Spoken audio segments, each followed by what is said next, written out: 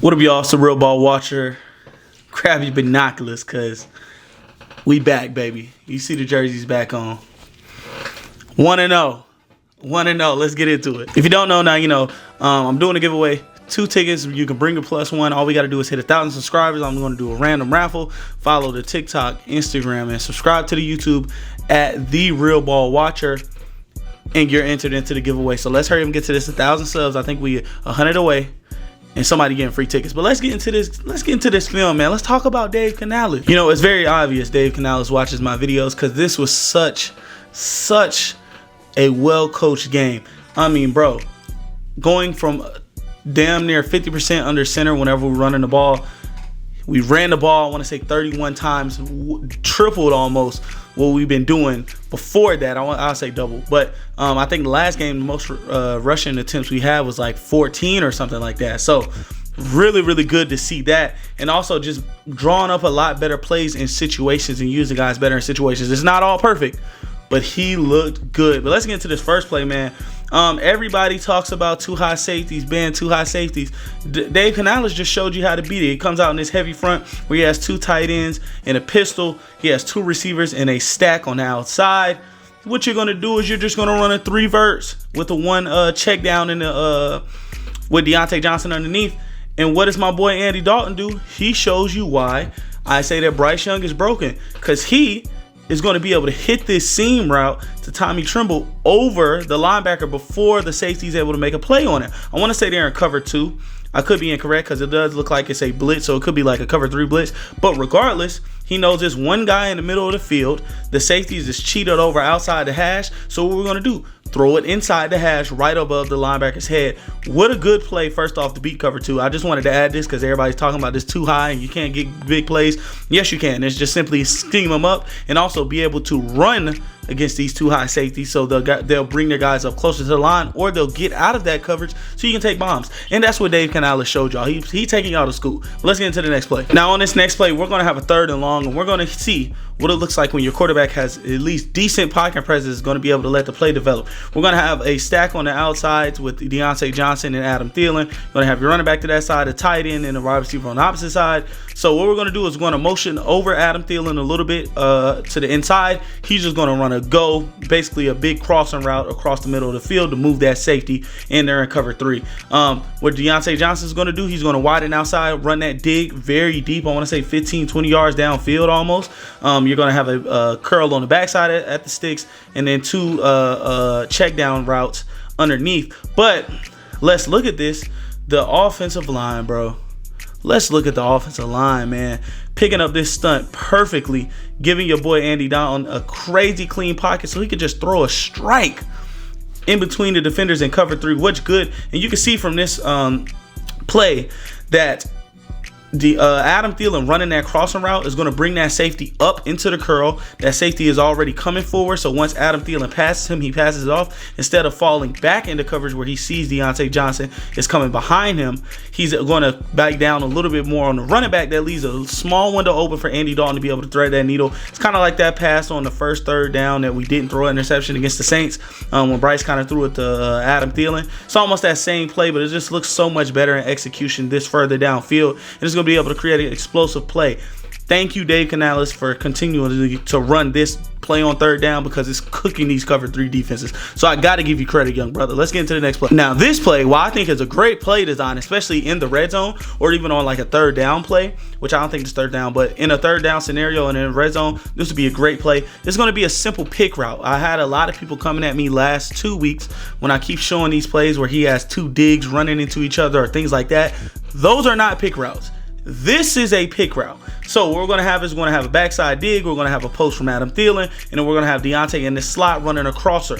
The pick comes because Tommy Tremble, who's the primary read in this, is going to be coming under Deontay Johnson. So hopefully Deontay Johnson runs it to his defender naturally and gives him a step of separation so he can just walk into the end zone with everybody else going the other way and the defensive flowing. But this is where having a veteran instead of a struggling second-year quarterback is going to come in, because the pick isn't executed perfectly. Deontay Johnson isn't able to get caught up into the defender that's guarding Tommy Tremble. So what does Andy Dalton does? He feels the pressure from the left side and just puts a dime over the top to Deontay Johnson, who has just a step, but just a perfectly placed ball with perfect accuracy, perfect arc, and perfect touch on it. Just a wily old vet. 36-year-old man, finally happy to be out there just slinging it, playing free. That's what we need from our quarterback in this system. And just having these much better plays is helping a lot more. I mean, everybody can talk about this. It's simple. Dave Canales has improved week by week. Last week was a little bit hard to see it because the quarterback was bad. But as you can see in my last video, I didn't bring up anybody else or anything with Dave Canales because he was okay last week. He called up some plays and they were open, but the quarterback wasn't able to hit them. So this week, once again, with a little bit more under his repertoire, under his belt, he's able to call a much better game. And I think this play in the red zone shows that immediately, and that play on that long third down that I showed before this. But let's get into the next play, man. I just loved how Dave Canales called this game. Now, it wouldn't be the real ball watcher if I wasn't going to bring up some negative. This is what we saw a lot in the past 2 weeks, a lot more often. I think this was the only play that I really watched where he had receivers in the same area, which could have caused a turnover once again. So what we're going to have is we're going to have a big over from Deontay Johnson off this play action. Thank God we're running play action shots out of from under center. We can talk about the theory on that later, but thank God that's happening. And we're going to have a big kind of clear out on a speed out to Xavier Leggett, but the clear out to me should have been a post or a go, so that leaves Deontay Johnson open with a lot of space. Let's run a play so y'all can see what I mean. But because it's a out route and because Deontay Johnson's running the deep over, they're at the same depth damn near for the point of attack, and Deontay Johnson or Xavier Leggett's man able to come down and make a play on the ball. Now, if that's a better corner, that's a pick, not necessarily, maybe even a pick six, because he has blockers. Yeah, it's one guy to beat, so that's probably a pick six because of the play design. I couldn't even blame Andy because of the play design. So there are some of these plays still up there. That's what you're going to simply get when you have a first-time play caller, first-time head coach, or a second-time play caller, I should say, in his 19th game calling plays, so or 20th because he made it to playoffs. But yeah, that's just what you're going to get, and I want to be able to bring up the good and the bad. You're never going to see me report one side. This is me being completely unbiased. He has to get better with drawing up guys into the same area sometimes and putting the ball at risk. I mean, we've seen it with Bryce Young interception last week. We've seen it a couple times the week before, but it was a lot less of that and a lot better use of personnel this drive or this game. I think it was only one bad drive that I could really track when it came to play calls. I was like, I don't like what we're doing here. But he has got much better, and we can cover the stuff that he's got better at in this next play. And with that said, I talked about it all the time against the Saints. Whenever we're seeing these all-out blitz, nobody's in the middle, guys are playing off, which they aren't right here. Why not simply run short routes like a slant or something like that at the sticks or before the sticks? Get the ball out quickly and make your guy make a play in open field. Now, this necessarily isn't the same thing, but as you can see, guys are pressed up except for Deontay Johnson, who also runs a slant versus off coverage, which I ain't gonna lie, if Andy Dalton hits him, that's a first down. So this is an improvement instead of having guys run into the safeties or into the corners' chest. You feel me? But we did get a completion. It just wasn't enough to get a first down because I feel like, maybe should have hit your best receiver on the outside. But there's no complaints from me from this play. I just wanted to show that he is improving, because when we played the Saints, this would have been some type of 15-yard digs with a post behind it and one drag. Like, it just would have been a lot of stuff that took way too long to develop versus these all-out blitzes, and we wouldn't have had enough time to, get the ball out. So I wanted to prove that. And also, there's another play on here. If I can find it, I want to say this is it, where he actually has a hot route versus a blitz. Let's pull it up. So what you're going to have is you're going to have Xavier Leggett. He's going to motion to show man. He's going to get out of there. But let's watch Chuba Hubbard. Immediately gets out into the flat, throws on the ball versus the blitz. He's able to make a guy miss his space and get a big explosive play. There were no hots. There were no answers against the Saints in that week one. And you can't say that I'm making stuff up because Dave Canales said it himself. He said it himself. We can run it again. I mean, all of these routes are kind of short routes. I don't think with a wily vet like Andy Dalton, I don't think he was ever really looking at these routes. I mean, look how fast he just snapped and flicked it out to him. This is what happens when you have hots and answers and you're putting it in your playmaker's hands instead of kind of hoping that they can beat a guy downfield when there's a blitz coming at your quarterback.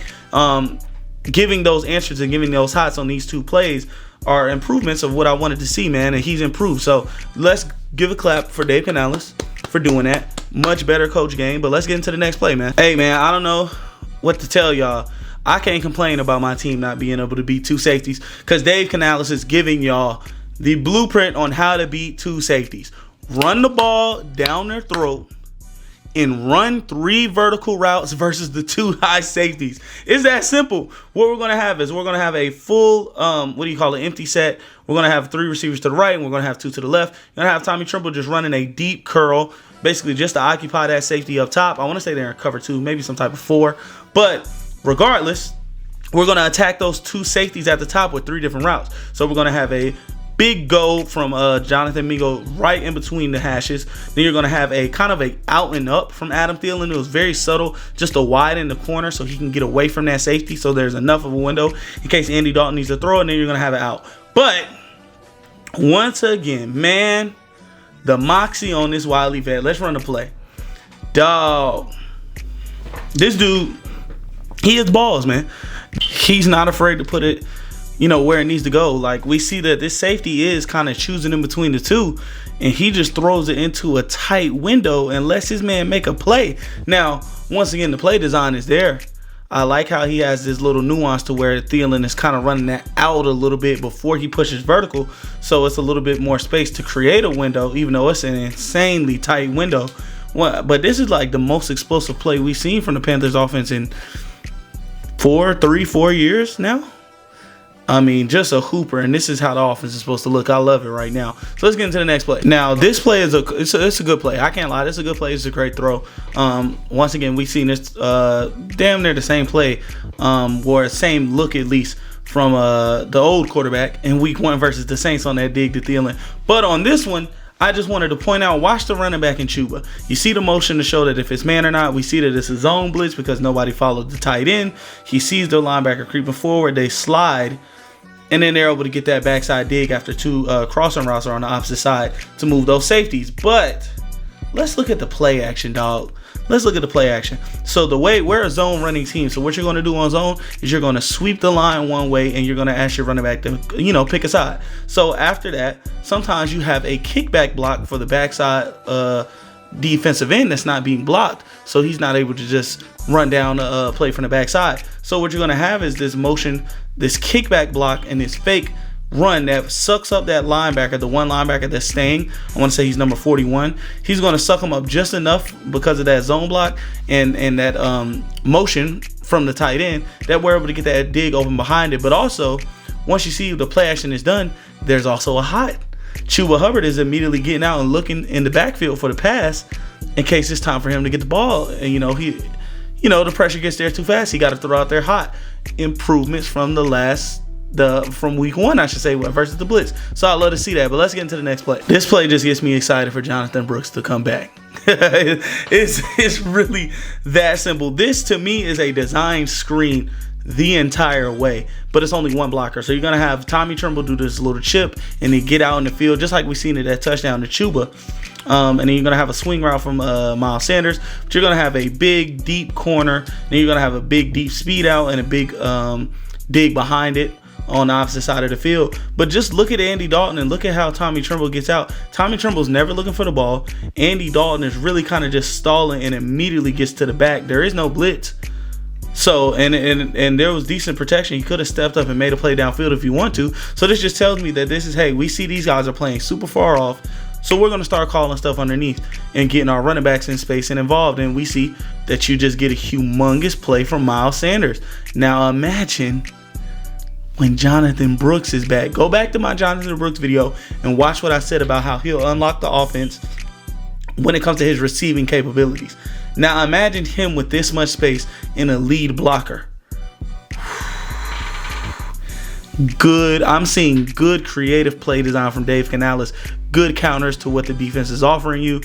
And I can't wait until we're fully healthy. Let me just say that. So if you need a fantasy pickup to win your league, go see if Jonathan Brooks is on the waiver wire somewhere. If not, he's on somebody IR. Just go trade for him. It should be cheap.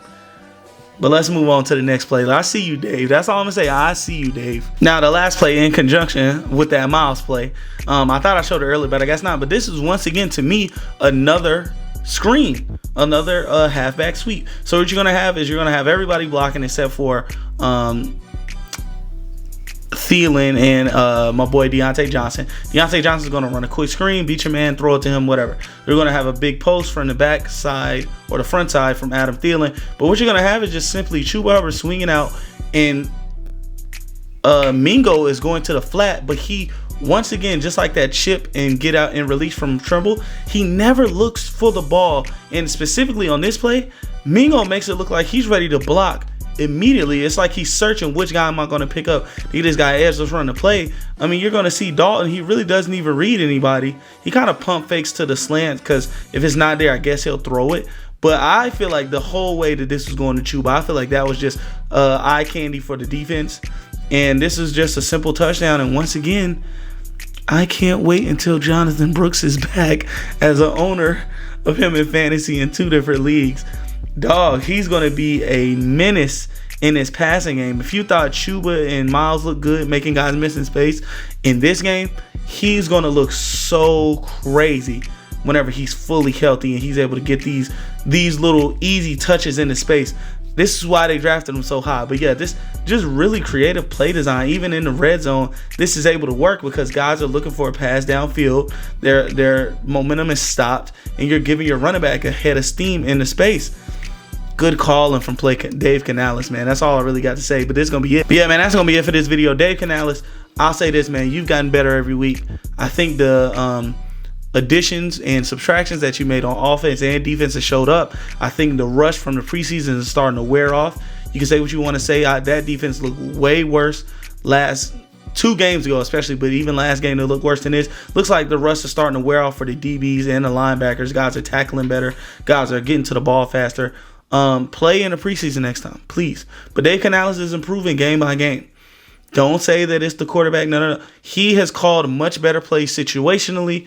Yes, the quarterback has helped him with having a vet in there with Bryce, but even then, his play calls look a lot better in certain situations. Like I said, he only had 1 bad drive to me, and that was the 2 minute before halftime, I want to say, where he kind of threw 2 screens at Adam Thielen.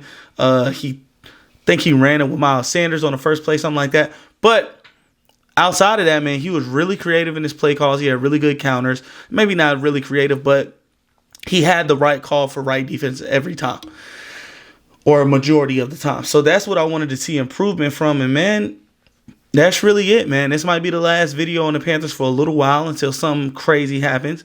But this was just a really good game. So let me know what you think. How do you rate Dave Canales' performance from this week? What do you think of Andy Dalton? How long do you think he stays in the starting lineup? Is he the future? You're retarded if you think so, but whatever. But like, comment, subscribe, do all the YouTube stuff, share it. It's been a real ball watcher. Put up your binoculars. I'm out.